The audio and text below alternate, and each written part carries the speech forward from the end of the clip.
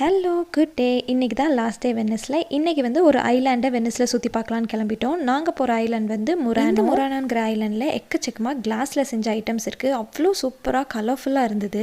கிளாஸில் எல்லாமே எப்படி செய்கிறாங்க அப்படிங்கிறத பார்க்குறதுக்கு நம்ம 5 யூரோ கொடுத்தோம் அப்படின்னா நம்ம வந்து பார்க்கலாம். அந்த கிளாஸ் செய்கிற இடத்துலையே கடை மாதிரி இருந்தது. இந்த 5 யூரோவை நம்ம யூஸ் பண்ணி வேறு ஏதாவது திங்ஸ் வாங்கும்போது 5 யூரோ கம்மி பண்ணிக்கலாம். அவங்க கிளாஸில் எல்லாம் செய்கிறது பார்க்க ரொம்ப அழகாக இருந்தது. ஆனால் சரியான வெக்க, அவங்க எப்படி அங்கேருந்து அந்த வேலை பார்க்குறாங்கன்னே தெரியல.